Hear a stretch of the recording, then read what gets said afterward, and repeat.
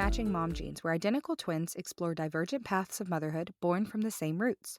Join us as we navigate this crazy world of parenting, proving that even with identical DNA, our journeys are still unique. Get ready for laughs, insights, and a double dose of maternal mayhem. I feel like that was your best flight attendant voice yet. Well, my husband is a pilot. I've been practicing my flight attendant voice. I didn't even think about it in Best that way. context. Oh, that's hilarious. Actually, we're coming off of spring break. So like my flight attendant voice or like my professional customer service voice is what I try to go to instead of like yelling or like being like, for lack of a better term, biatchy. Overstimulated Yeah, craziness. well, you can get like real rough and be like, why would you do that?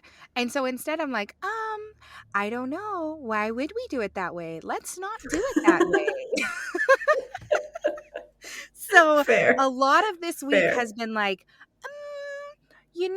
I'm not going to stop what I'm doing right now to help you find the thing that you threw after I asked you not to throw. So maybe you can look for it yourself or you can find another person to help you because I am not available. You know that like Germany actually has like a word for spring fatigue, which is just like Oh, this just what is it? like it's just that. Oh man, you want me to try to pronounce it? Well, It's you can it's attempt. Frühjahrsmüdigkeit. Müdigkeit? That sounds as Frühjahrsmüdigkeit. free eyes It muted. sounds German, right? It does sound very German, but also But like, it literally it's spring fatigue. Someone's gonna tell me I pronounced that wrong. oh, I've amen. only been to like 3 German lessons so far, okay? But but yeah, and it's just this like fatigue that wears on you because it's like so exciting to be coming out of winter, but it's also so overwhelming to be coming out of winter. It's Oh like this man, whole thing. that's And so it real though, just gets because you like in we spring, but it had, just hits you in the face. well, and also like in our family in particular right now, like the boys want to be outside. Like, look how outside we are outside right now. Outside, outside, outside, outside. And I get it because we've been inside Feral. all winter. But, and I have a policy, like one of our like primary family rules is if it is above 45 degrees, then I don't really have a reason to say no to playing outside for at least like 30 to 45 minutes. And that is because they got really tired and I think they thought that I was like making it up when they couldn't go outside because it was too cold because it looked sunny outside. And then I would like literally open the door and then they'd be like, "Oh, it's cold." And I'd be like, "Yes." So instead, we just made the great goddess Google in charge of certain things. And like you have to wear certain clothes. If it's below 35, it has to be above 45 for us to be outside. And that is long pants and shirt and a jacket. You can wear short sleeves if it's above 60. But that means you have to have a jacket with you. And it kind of came from like Rory too. Like, not to put Rory on blast, but like they didn't have a super strong understanding of like what clothes you wear in what weather. When Oh, I when we get it. when It's like me with Celsius. yeah, exactly. And so like we had to know, like one time I'll never forget, Rory said, what is the weather today? And I said it's going to be 38 degrees. And they stood there and made eye contact with me, and my entire body went, "Oh, you don't know what that means." That's just a number. And That's just a and number. I mean, but it was the equivalent of like there's a scene in Finding Nemo when someone says something to Dory and Dory just blinks and like just holds it for Yeah. a second and you're It's like, almost like you're just "Ah, yes." waiting for more information to bridge Yeah. that gap that Well, you're and standing that's on what the it other felt side like. of. It felt like that Rory was standing there like, "And?" And continue. It's 38 So degrees to what? yes, I exactly. love that because Um, I remember going to college and I used to use this app. There was this app that it would load the weather for you and then it would like show you a cartoon of a person wearing like jeans and a yes, light I love jacket. it. the swag it Swag one. it. And it'd be The like, if you're swag gonna it wear a out. dress, you have to wear boots with it, not heels. Like, it was so nice. I loved that It app. was so funny.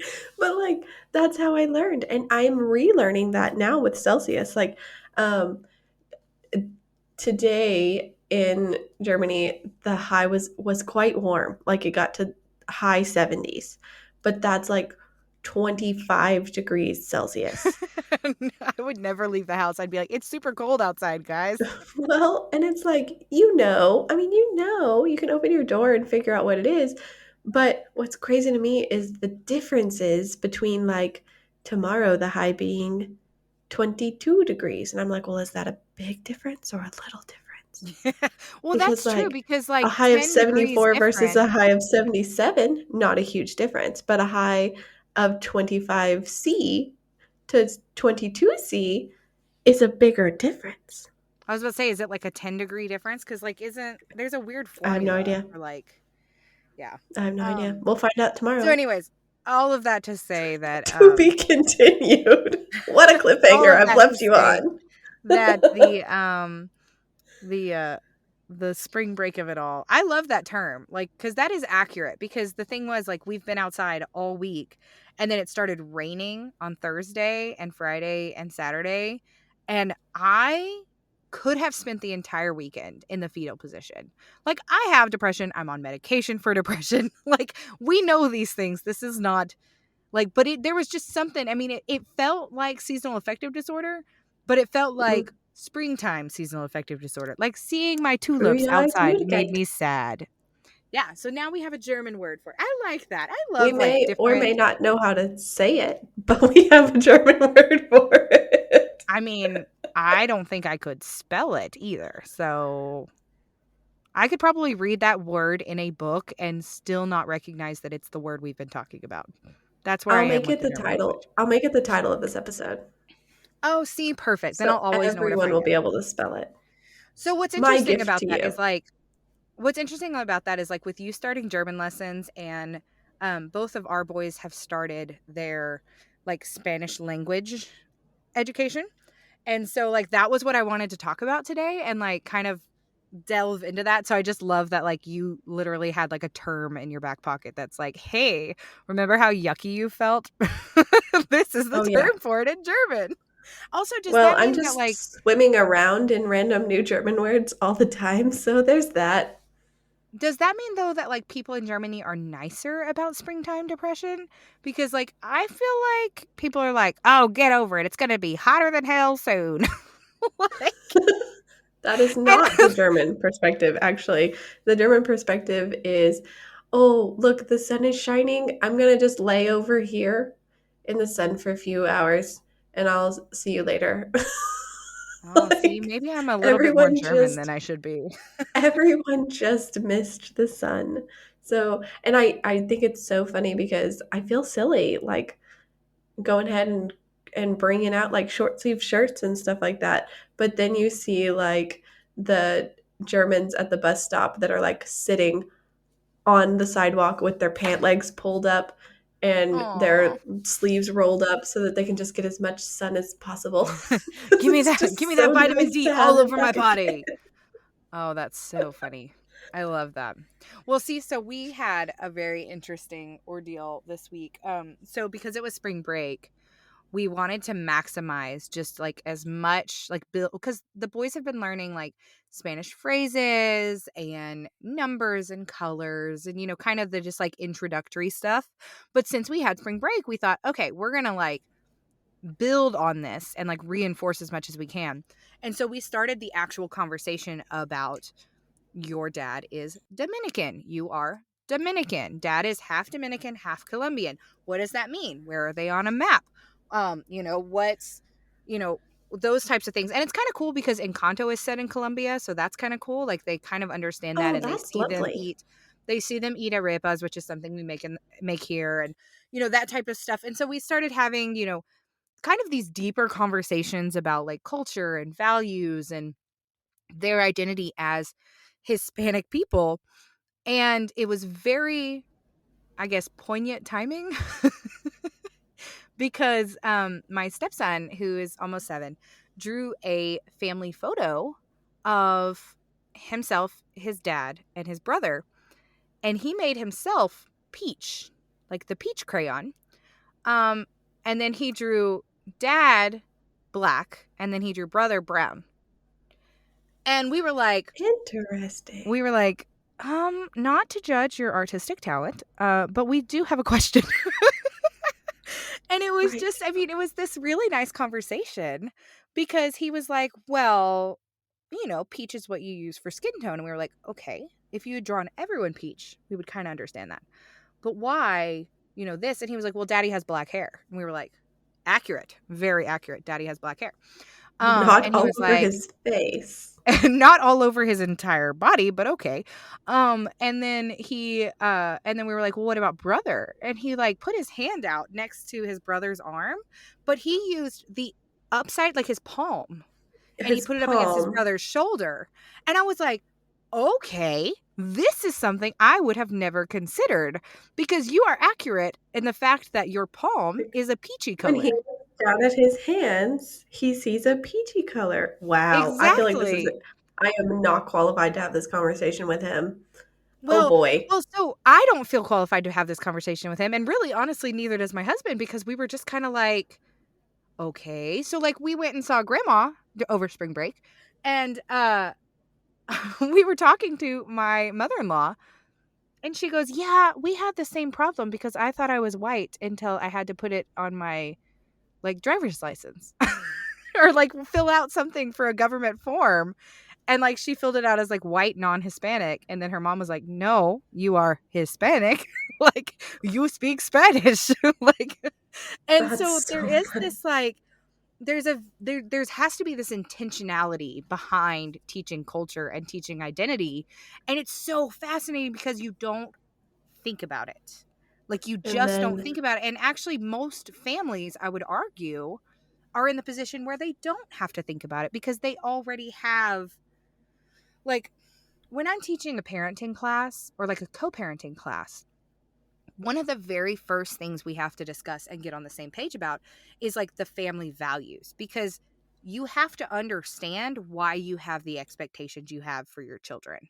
And honestly, you have to be able to communicate it and justify it, because if you don't have a reason for that expectation, then you're probably going to end up being inconsistent about that boundary, and it's going to lead to confusion and disobedience. So, like, for fair. example, if this is a great example, and it literally just came to me, so it might be a little rattled, but like my mother-in-law requires placemats underneath plates at the dinner table all the time, no matter what you are eating, cereal, four-course dinner, Thanksgiving, whatever. It is a placemat. However, there are different types of placemats because obviously placemats are going to get dirty if children are using them.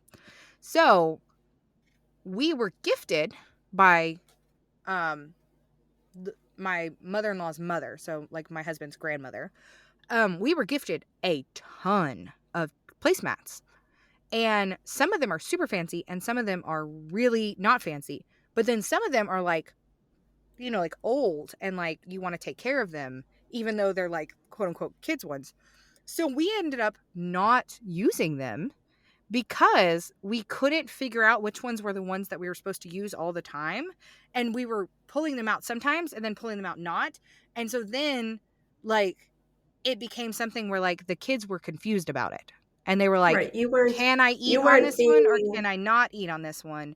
And there was like this huge like big confusion, and one of them ended up getting something spilled on it that we didn't want anything to happen to that one. And so it was just this whole thing of like, no, no, no, no, no, this is too, like, we didn't have the like why behind it, if that makes sense. And so we were just doing it to do it, if that makes sense. And it was a disaster.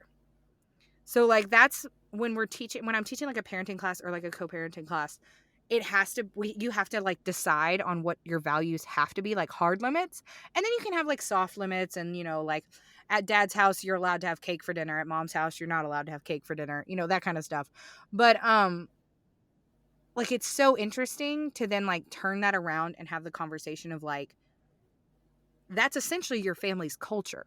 Like you're developing your family's culture. You're developing your family's language around things, ethics, the rules that your family exists within. Like these are all things that exist within culture at large and within your family's culture. It's just very like it you can get really in your head about like teaching culture, and we do have the conversation around like appreciation versus appropriation. Like I feel like that's a really big deal and really important conversation, but it's still just so nuanced with all of it. And like you're probably even in a weirder situation, I would argue, because you're raising your child in a culture that technically she has a claim to because she's being raised in it, but you are an outsider in.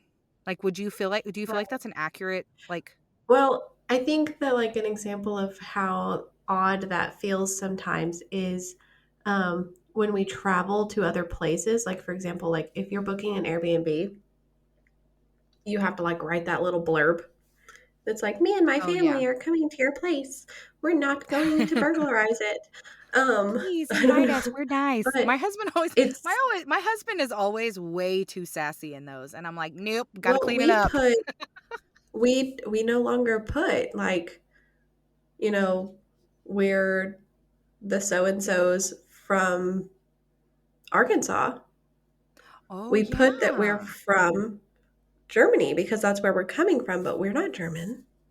Exactly. You know what That I is mean? Like super we're not interesting. German, but we're from Germany. And so then when we are out about playing and we meet another family and they ask us where we're from, I mean, a lot of times English is like a common ground. So, we're talking in English, but that doesn't mean that they're automatically going to assume we're American because a lot of people speak English and a lot of people speak Yeah. German. And if I started the conversation in my little bit of German and then we transition to English, they don't, like they don't assume that. And so they'll ask like where we're from.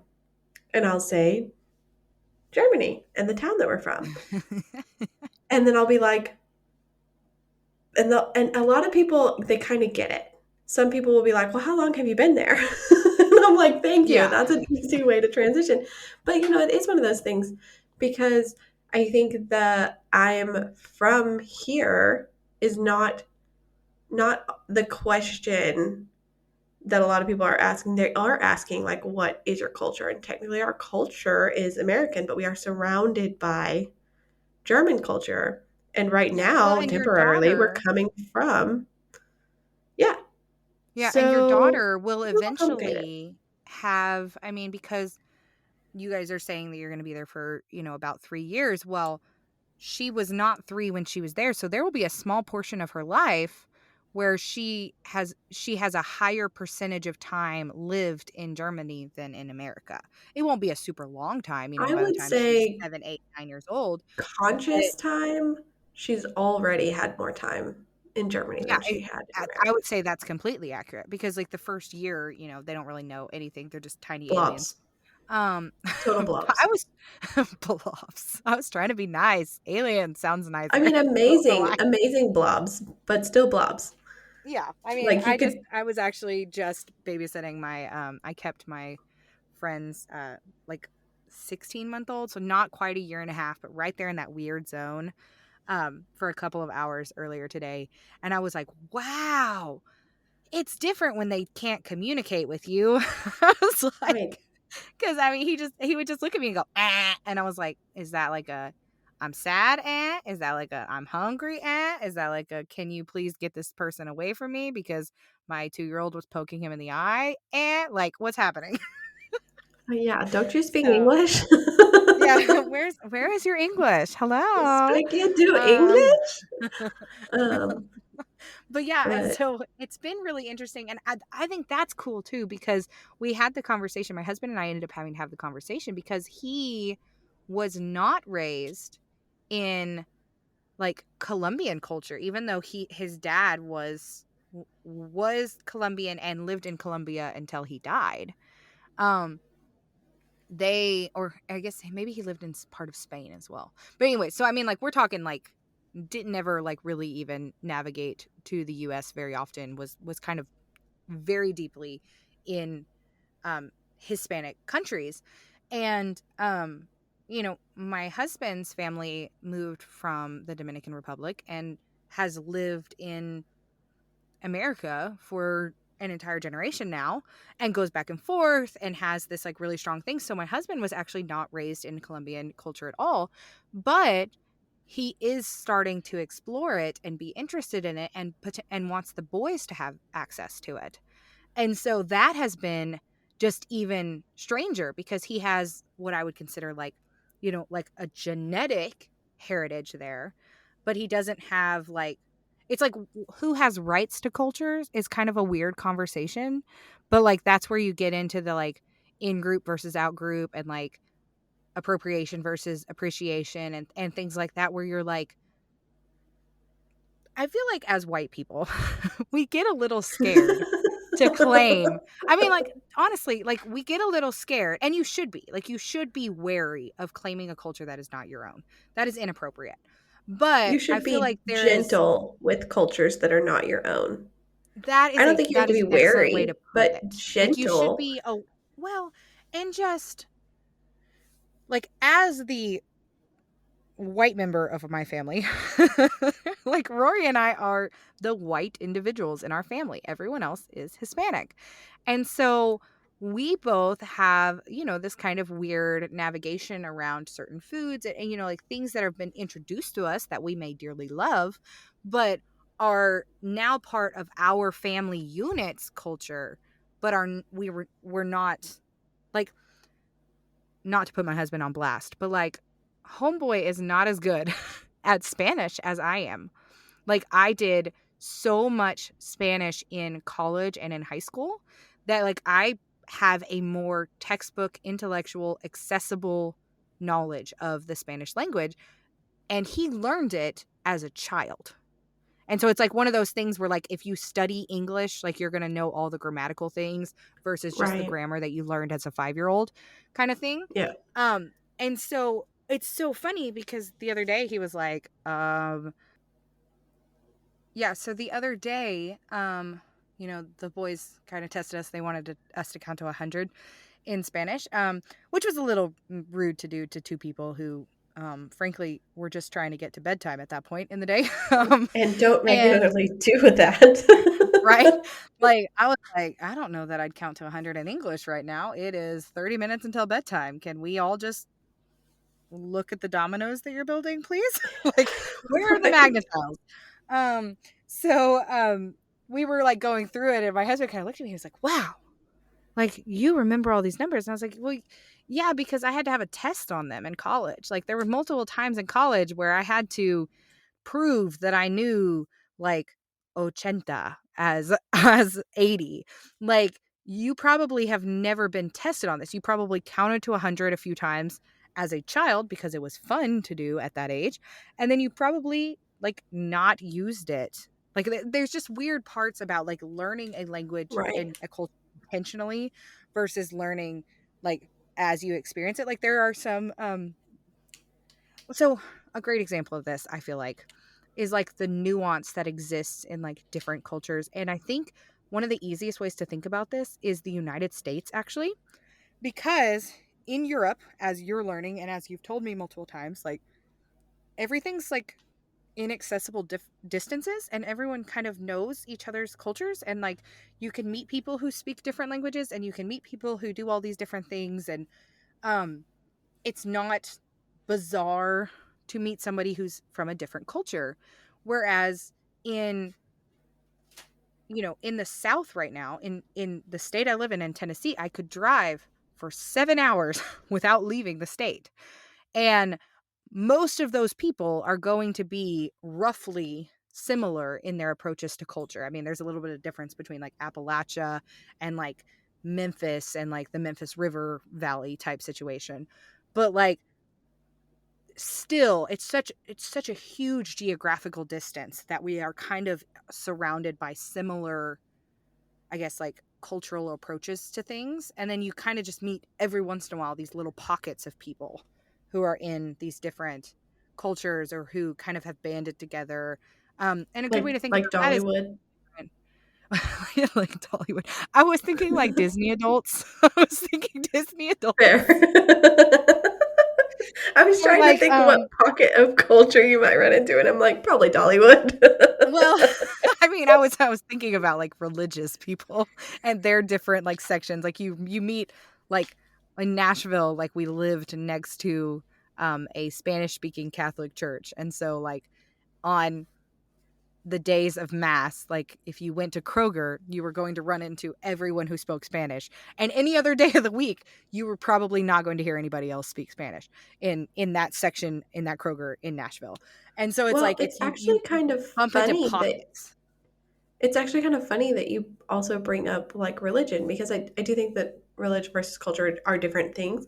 But when you mentioned about like the numbers, for example, and how like you had been tested on it, you had practiced, there is something to like practicing that part of your life, whether you are touched by a Yes. culture because you live in, you're like surrounded by a culture, or you're touched by a culture because of your genetics, or you're touched by a culture because of a relationship. Like you have a new friend, or you married into a culture, you're dating into a culture, you adopt a child from a culture.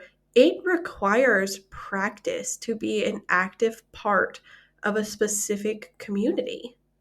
Yes. Well, and something that I try to remind like the parents and the clients that I work with when we're talking about like family values and family cultures and religions and all of that and that plays into is with children being as new to the world as they are always learning whether or not you are intending for them to.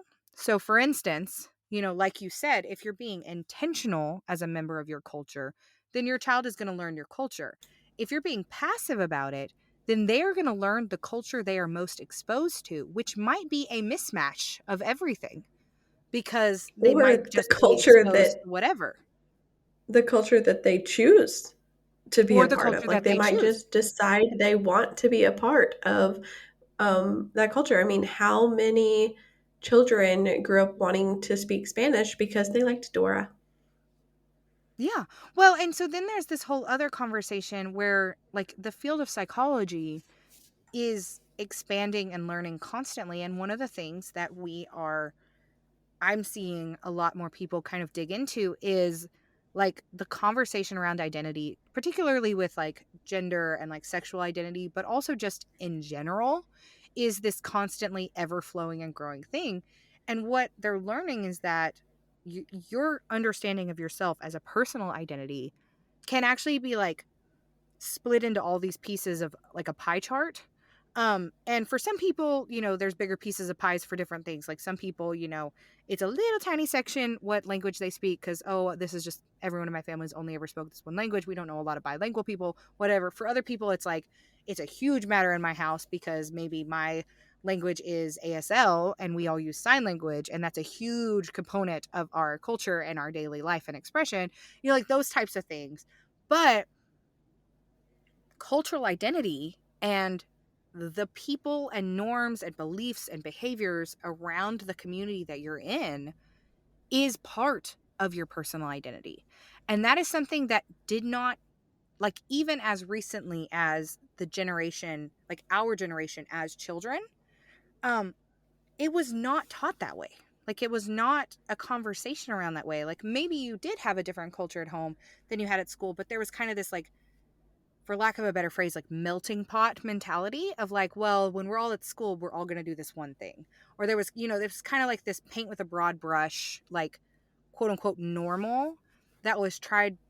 You tried to like fit everyone into their little normal spot, if that makes sense. And the reason for that was like just streamlining like education and following the rules and kind of this like Yeah, and I'm speaking that mostly when makes I say like sense. we and I'm speaking about this, I'm talking mostly about America because I think we know that Europe and most other countries are kind of doing things differently and probably I could argue Plus, doing it a I little don't bit really better. think But that I don't think we have a lot of European listeners, so there's that. I mean that's valid. But I'm just saying like You in never in know. terms of this, like I think in I think 80s, 90s and even the beginning 2000s in America, it would be really easy to find those kids who we now know existed everywhere who spoke a different language at home and spoke fluent English at school. Like it was just expected. That's what you were doing. And they were kind of going back and forth. And code switching is a term that's really commonly used to describe that type of like just having to exist within these different communities. But what we're learning is that like that split can be super hard on your psyche and on your emotional development and on your Really? own understanding of your identity. Because like do you exist as like let's say that um well, I mean, here's a super easy, not really emotionally triggering thing.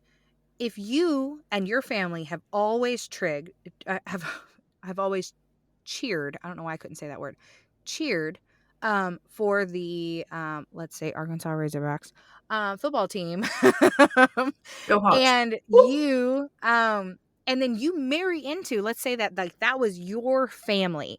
Well, then let's say that your um one of your parents has passed, you don't really talk to your other parent, your siblings are kind of off doing their own thing, and you meet and marry a partner and into a family that where they are die hard um LSU fans. We'll say LSU. so Completely hypothetical situation, huh? completely hypothetically. No, but like, so think about that. Like the culture of college football, the culture of SEC football is split into these different types of loyalties and oh, these good natured rivalries and blah, blah, blah. But like, think about being the person in the room when you watch like the LSU Arkansas game and you're the only person wearing red.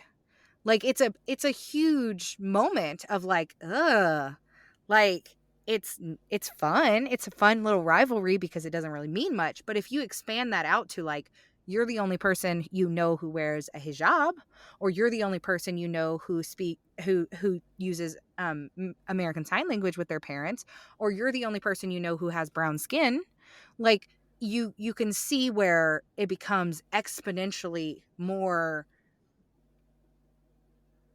I don't want to say it's just uncomfortable. I wouldn't say like it's aggressive, but there, there's those the conversation around like microaggressions and just like discomfort. Like you don't feel comfy in this weird otherness. And that is because we as humans have what we call like in group, out group understanding. And it's like you feel safest with the people who are like you or who you know you are accepted by. And like those two things are very different. The people who are like you, like look like you and act like you, or the people you know that you are accepted by and are safe with. And I think we do a good job as humans. Like we can all pretty much sort ourselves into the people we are most like pretty innately. Like we can all navigate that pretty well. But I think when we're talking about culture and we're talking about growing up and we're talking about your identity and understanding it, you have to understand that that part of it is on your own personal identity to find the community that is that second part of things where you are accepted and safe within. And I think Gen Z does a phenomenal job of that right now. Like I think we're seeing that a lot with the safe spaces that they're creating. And I'm wondering, you know, people like my husband who were kind of Americanized as young Hispanics living in America, um, now have the opportunity. They're looking around at their kids and being like, well, I'd actually like you to be both. I'd like you to be proud that you live in Appalachia and in Tennessee and you have chickens in your backyard. But I also would love you to see, how beautiful the DR is and know our language and hear the folk stories of all the different um like folk figures. Um Yeah, and so, yeah. like, I think, it's very fascinating that I think as a society in America, we have this kind of opportunity to turn a little bit more even into further acceptance and tolerance. And I think we see in the news like there's so much like hate and divisiveness and yuckiness, um, that it's like we don't realize how intentional we have the opportunity to be about the other side of the coin. Does that make sense? Right, like growing both ways to help balance things out, like digging deep into your own roots, but also recognizing the roots that are around you, learning about it. Because also, if you learn more about um, like your own history and culture, you also will start to recognize the mirrors in other cultures and families around Yes, you. yeah. The same with like learning a language, and your brain automatically goes to what's similar, what's different. You have to understand, my husband and I talk regularly about what an adverb actually is.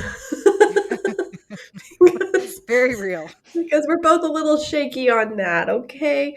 And we need it to learn German. We have to know what an adverb actually is. Oh, oh no. Adverb culture is really strong in Germany. Well, no, it's just a language, but you know what I mean? Like, it's it's important, and I think that that's kind of an interesting conversation to have because I feel like oftentimes the conversation is the other way, and like even within my own house the conversation is the other way a lot of times, where we want our daughter to experience a lot of different skin tones, a lot of different cultures, a lot of different holiday traditions, a lot of different languages, a lot of different, like, we want her to have this wide variety. Yeah. But then I guess, like, it also is important to us that she knows our family cultures, which are probably more of a quilted effect of a lot of different places and things. And so, that's just a whole conversation that Yeah. you it's I mean, it can feel a little bit like a heavy responsibility too. Well, yeah, and I think like that is actually, what brought this to mind so intentionally was about a year ago or year and a half ago, I think it was. Um, my husband and I were having a conversation about like a course I was developing. I was working on my like one of my parenting courses, and he was like, "Family values? Like, why do you want them to take an entire session and talk about like family values? Like does that mean like the rules for their house? Does that mean like how they discipline?" And I was like, kind of. I was like, but honestly, like I don't think as adults, like unless you are working on like personal identity therapy and things along those lines, or like family systems therapy, you don't really get a lot of opportunities to sit and think like, why do we do this? And I think Right. the conversation around like the holidays sometimes can be about that. You can say like, well, we always do this because this is the way it's always been done, and usually there's a beloved like member of the family who always did it that way, or you have a recipe, like those things we're a little bit more intentional about, And I and do we think, celebrate them. And I would argue that that's why a lot of people like the holidays, is because there's a massive sense of heritage and roots and belonging, and you feel strong and surrounded by the people that you feel like you're in your family goes back generations and generations and generations because you're yeah, making the like, you're exact part same of food something they ate. bigger. But I would also argue that that is why statistically depression is at its highest, because the people who don't have those strong roots, the people who don't feel that part of being something bigger than themselves, feel it that much worse in those situations. And I think that that is where we, as individuals and as parents, it is a really heavy responsibility. Like, it is a really hard option to realize that, like, hey, you can lay out everything that you want your child to value, and then recognize that, like an Easter egg hunt, some eggs are going to get left behind. Like, you're going to have to probably come over to the bush and be like, hey, yo, there's a blue Right. egg in this bush. It's Like, your job to introduce the concepts and lay them out, but it's not up to you whether or not your child chooses to pursue. yes, exactly. And so, like, that has been a really interesting aspect because I have children who don't look like me. And so that has been something where it's like, we, for the first time as a family, have had the conversation of like, and I've found myself looking for like other creators on like TikTok and like different people who vlog about these things or who write about these things in articles about like the importance of letting your child choose, but also recognizing the balance of helping your child understand like, hey man, you are brown. Like, not in a bad way. It's not good or bad to be brown or not brown, but just as a like unshakable truth. Like, you are more brown than most other people. Like, does that make sense? And Yeah, so it there does. is this, I like, think that's there's where my mind. you, as a parent, have to decide and be intentional with yourself. Like if you're going, it's almost like I feel like one subgroup of people that did this really, really well is religion. Yes, yeah, religion does it really well, and that's why, like, in my lessons and when I'm teaching, like, some of my, like, court ordered classes, I try to, like, steer away from religion as an option because I think it's the one we know best. And then I would argue that a lot of people, when you ask them to describe their values, they go straight to religious values.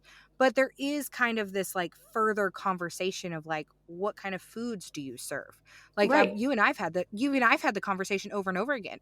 In Europe, there are certain dyes that are banned there. Like there are certain foods you do not eat in Europe, and you don't even have to worry about them. They're right. not there. Um, in America, it's a completely different thing. So if you took a European family and gave them all other aspects of the quote unquote culture that they would need to survive, but you left out that little tiny section of like, hey, there's stuff in the food that you don't know about, you would find out that they would get very upset at you because when they found out about it, it might be something that they were very much so against. Does that make sense? Like, Yeah. and so like, it's so nuanced, like there are things that people don't want to eat. Like my family, unfortunately, about to go real hard into gluten-free culture. No offense to the gluten-free community, but I'm really dreading it. Like it is this like Well, and there's like a the food allergy practicality, I community is big. think. Like, yeah, Oh, it's very yeah, odd. food allergies.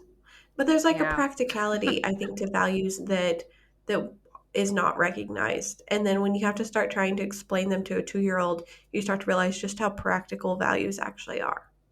Yes. Because Yes. That you is exact. have to be able to explain it to a toddler, and you have to be able to understand it at the level a toddler Yeah. would too in order to get there. Well, and like, Fascinating. we can we're running a little long and I know you have to go soon, but like a really interesting example of this is that so there's two movies right now that are like kind of popular that are like Hispanic in like the like Disney cartoon world. And there's Encanto and it's set in Colombia. And there is Coco and it's set in Mexico. And Coco is less easy for my children to connect with because a lot of the stuff in Coco is very strictly like Mexican and that region. And the Dominican Republic is not part of like that whole section. It's over here and it's kind of got this like island culture, if that makes sense. So there's a little bit more Okay.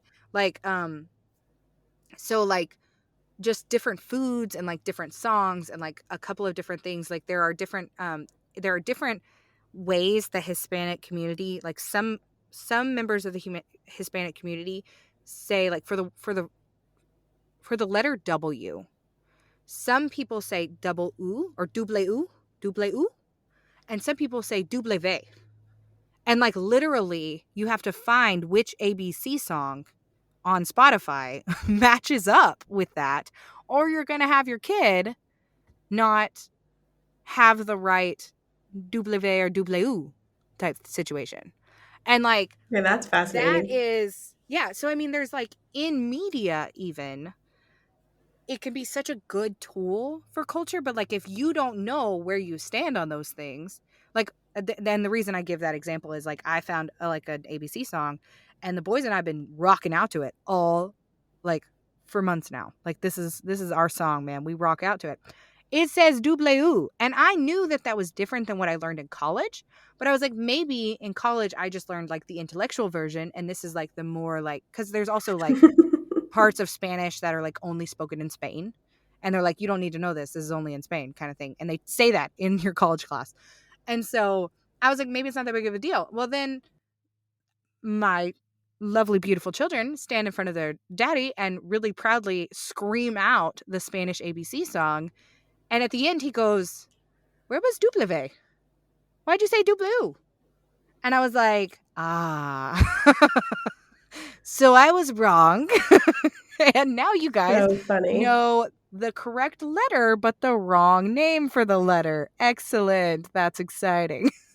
And so, like, we had like a nice little laugh about it, and my partner and I laughed about it. But it was one of those things where I was like, what else could I potentially not know about the culture and around the things that are valued in my, in my in-laws family, around like Spanish and things like that, that may end up being a priority down the line. Does that make sense?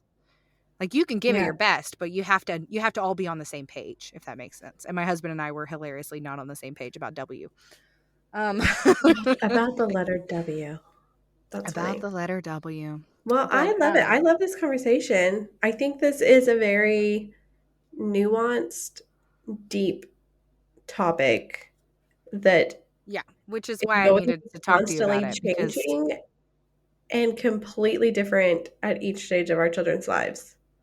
100%. And that's the other thing, is like, I do think that, like, there's a time and a place for everything. And I do think that this is a conversation that has been bouncing around in my head for almost 6 years, and has like, it just revamps every few years. It's like, aha, what do we learn about this? What do we do this next? Like those types of things. And so I think it's fascinating. I think it's really fascinating to see things that I have studied intellectually, like as my profession, and now see them like come around like full circle sometimes, and realize that like this is something we all do. Like, every single day you are representing yourself and your personal identity, which means you're also representing your cultural identity, because it's inside of that. And it just fascinating. Just every single day fascinating. That is super fascinating. I think you're a good mom Anyways, for exploring this for your children's sake. And maybe your thanks. husband's. He'll understand it one day. I just gotta change a 2-year-old to singing back to W, because Yeah. that's exciting. If you just keep correcting them, they'll figure it out in a year and a half. It'll be fine. I mean, honestly, I think our older one was like, aha, it's like when you have N and Enye. And I was like, yes, except one of them doesn't exist. I was like, Double is actually just not real, apparently. Love it. Love So, it. yeah, really exciting. And then my husband also, like, this morning goes, where's the double L? Where's the double L? Is it not in the song either? And I was like, okay, you're picking the next song. Like, you done. You're in charge of Active participant. Congratulations. You've been enlisted. it. Yeah. You're a good mom. Thanks for chatting with me. You're a good mom. I'll talk to you later. Bye.